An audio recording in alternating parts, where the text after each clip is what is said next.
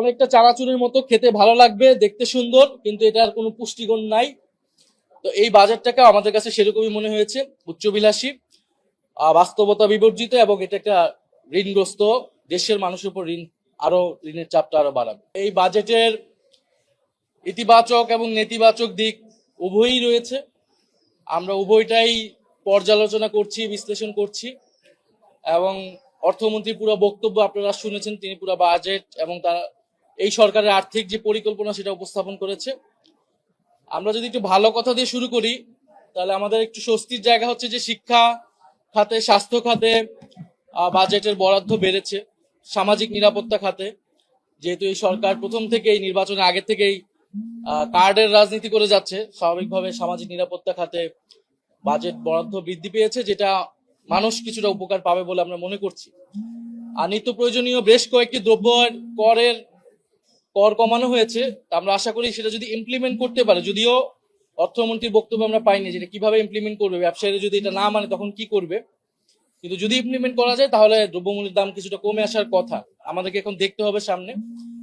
আমাদের বড় সমালোচনার জায়গাটা হচ্ছে এই বাজেটের, যে এই বাজেটটাকে আমাদের মনে হয়েছে উচ্চাভিলাষী এবং বাস্তবতা বিবর্জিত। কারণ আপনি দেখবেন যে এই বাজেটের 9,38,000 কোটি টাকা তারা ব্যয় করবে, এবং এই আয়টা তারা বলতেছে যে 6,95,000 কোটি টাকা তারা রাজস্ব লক্ষ্যমাত্রা নির্ধারণ করেছে, এবং যেটা আসলে বাস্তবতা বিবর্জিত। কারণ এই পরিমাণ রাজস্ব মানে আদায় করা সরকারের পক্ষে, এই প্রশাসন এবং কর কাঠামোর পক্ষে সম্ভব না। এবং বাজেটে 2,43,000 কোটি টাকার ঘাটতি রয়েছে। ফলে যদি 6,95,000 কোটি টাকার যেই রাজস্ব সেটা যদি আদায় করতে না পারে, এবং স্বাভাবিকভাবে এটা সরকার পারবে না, তাহলে এই ঘাটতি কিন্তু অনেক বাড়বে, এবং সরকারকে তখন কি করতে হবে, অভ্যন্তরীণভাবে ব্যাংকগুলো থেকে এবং বিদেশ থেকে আসলে ঋণ নিতে হবে। এই লক্ষ্যমাত্রা, এই রাজস্ব লক্ষ্যমাত্রা আয় অর্জন করতে হলে রাজস্ব প্রবৃদ্ধির হার অন্তত 42% হতে হবে। এই লক্ষ্যমাত্রা অবাস্তব। দেশের ইতিহাসে সর্বোচ্চ বার্ষিক রাজস্ব প্রবৃদ্ধি হয়েছিল 27.3%। যদি আগামী অর্থ বছরে সেই সর্বোচ্চ রেকর্ড করা সম্ভব হয়, তাও লক্ষ্যমাত্রার তুলনায় 70,000 কোটি টাকার ঘাটতি থাকবে। ফলে এই ঘাটতি সরকার কিভাবে মিটাবে? অর্থাৎ সরকার খুব সুন্দর সুন্দর কথা বলছে, বাজেট ইতিহাসে সবচেয়ে বড় বাজেট দেখাচ্ছে, একইভাবে কিন্তু এটা ইতিহাসে সবচেয়ে বড় ঘাটতি বাজেটও হবে, ঋণগ্রস্ত বাজেট বলা যেতে পারে এটাকে। ফলে সরকার যখন ব্যাংক থেকে আরো ঋণ বাড়াবে, আপনারা জানেন যে ঋণের পরিমাণ 8,12,000 কোটি টাকা পৌঁছেছে, এটা বৈদেশিক ঋণ। আর হচ্ছে অভ্যন্তরীণ ঋণ প্রায় 16 গুণ বেড়েছে। তাহলে আরো যদি ঋণ নেয় ব্যাংক, এই যে দুর্বল ব্যাংকিং খাত, তাহলে আপনার বেসরকারি খাতে যে চাপটা পড়বে, বেসরকারি খাতের থেকে তারা বিনিয়োগ পাবে না, তারা লোন পাবে না, এবং কর্মসংস্থান সংকুচিত হবে। আরেকটা যেটা আমরা খুবই অবাক হয়েছি, যে পুরো অর্থমন্ত্রীর পুরো বক্তব্য যদি আপনি অ্যানালাইসিস করেন, অর্থনৈতিক গণতন্ত্রের কথা বলতেছেন, অর্থনৈতিক অনেক শুনলে মনে হবে অনেক বিপ্লব ঘটে যাচ্ছে, কিন্তু ব্যাংকিং খাত এবং অর্থনৈতিক খাতের সংস্কার নিয়ে কোনো ধরনের আলাপ নেই।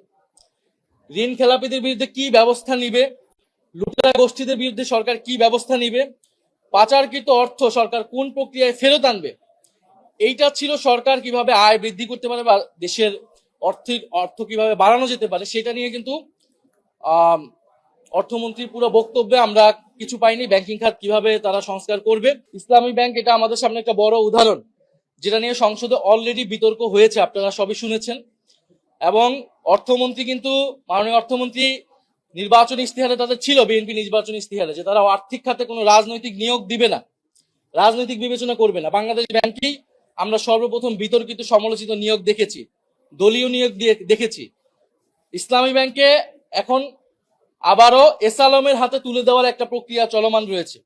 তার মানে ব্যাংকিং খাতের যেই নৈরাজ্যটা ছিল এবং আমানতকারীদের, গ্রাহকদের যে অনাস্থা, সে অনাস্থা কিন্তু নতুন করে আবার শুরু হয়েছে। সবাই তাকিয়েছিল সরকারের দিকে যে একটা আস্থার জায়গা তৈরি হবে, কিন্তু সেটা কিন্তু হয়নি। ইসলামী ব্যাংকের উপর যে অনাস্থা, আমানতকারীদের যদি অনাস্থা তৈরি হয়, এটা কিন্তু পুরো ব্যাংকিং খাতে নৈরাজ্যতা তৈরি হবে, এবং এটা হচ্ছে।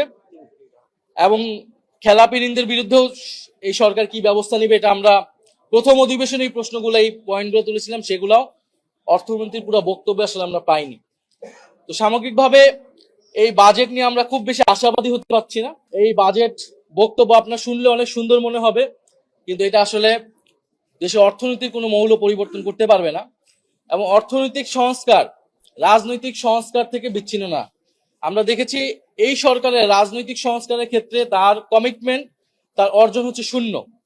তার মানে আপনি যদি দুদক সংস্কার না করেন, আপনি বিচার বিভাগ সংস্কার করতেছেন না, ফলে এই বড় বাজেটের মধ্যে বড় দুর্নীতির যে সুযোগ তৈরি করা হবে, সেটাকে আপনি কিভাবে জবাবদিহিতার আওতায় আনবেন, স্বচ্ছতা সুশাসন কিভাবে নিশ্চিত করবেন রাজনৈতিক সংস্কার ছাড়া। ফলে এই রাজনৈতিক সংস্কার কিন্তু, অর্থাৎ জুলাই সনদ যখন বাস্তবায়ন করেনি সরকার এখন পর্যন্ত, ফলে এই বাজেটের ভিতর দিয়ে যে দুর্নীতি করার অবাধ পথ তৈরি হবে, সেটাকে কিভাবে সরকার জবাবদিহিতার মধ্যে আনবে, এটাও আমাদের কাছে নিশ্চিত না আমরা। ফলে এটা অনেকটা চানাচুরের মতো, খেতে ভালো লাগবে, দেখতে সুন্দর, কিন্তু এটার কোনো পুষ্টিগুণ নাই। তো এই বাজেটটাকে আমাদের কাছে সেরকমই মনে হয়েছে, উচ্চবিলাসী, বাস্তবতা বিবর্জিত, এবং এটা একটা ঋণগ্রস্ত দেশের মানুষের উপর ঋণের চাপটা আরো বাড়াবে। বিএনপি নির্বাচিত হওয়ার আগে তারা বলেছিল তারা সংস্কার করবে, তারা জুলাই সনদ বাস্তবায়ন করবে। বিএনপি সরকারের স্বরাষ্ট্রমন্ত্রী প্রথম অধিবেশনে কিন্তু পরিষ্কার করেছে তারা নির্বাচনে যাওয়ার জন্য অনেকগুলো মিথ্যা প্রতিশ্রুতি দিয়েছিল, তার মধ্যে সংস্কার একটি। ফলে সরকার মুখে অনেক কিছুই বলতেছে, আপনি তার বাস্তবতা দেখে আসলে আমাদেরকে সিদ্ধান্ত নিতে হবে বা কমেন্ট করতে হবে। আপনার ইসলামী ব্যাংক নিয়ে যে সরকার যেই অবস্থানটা নিচ্ছে, যে তাদের যেই শেয়ার আগে যাদের ছিল, অর্থাৎ এসালমের যেই ক্রয়কৃত শেয়ার, যদি শেয়ার হোল্ডারদের কাছে আবার ফিরিয়ে দেওয়ার কথা বলে, তার মানে আসলে এটা পরোক্ষভাবে এসালমকে ফিরিয়ে দেওয়ার কথা বলতেছি। এবং যেখানে চেয়ারম্যান দেওয়া হলো, যে এসালমের সাথে জড়িত থাকার কারণে বাংলাদেশ ব্যাংক থেকে যার বিরুদ্ধে শাস্তিমূলক ব্যবস্থা নেওয়া হয়েছিল, তাকে আপনি আবার চেয়ারম্যান করতেছেন। এইটা দিয়ে আপনি কি বুঝাতে চাচ্ছেন? ফলে ইসলামী ব্যাংকে শুধু তো একটা দলীয়করণ বা একটা দলের জায়গা থেকে বা একটা রাজনীতির জায়গা থেকে বিবেচনা করার সুযোগ নেই। এটা তো গ্রাহক রয়েছে, 3 কোটি গ্রাহক রয়েছে, এটা আমানতকারী রয়েছে। ফলে সরকার এই যে অ্যাক্টগুলো করতেছে, এবং বাংলাদেশ ব্যাংকের গভর্নর নিয়োগ, সেটা কি সুরাহা হয়েছে? বিএনপি সরকার তো সেটার কোনো সুস্পষ্ট জবাব দিতে পারে নাই, যে বলছে তারা দলীয় লোক না। আবার যখন আমরা বলেছি যে তার নির্বাচনী কমিটিতে আছে, তো বলতেছে নির্বাচনী কমিটি থাকে তো দলীয় লোক না। এগুলো হচ্ছে একটা আই ওয়াশিং, মানুষের সামনে কথা বলতেছে।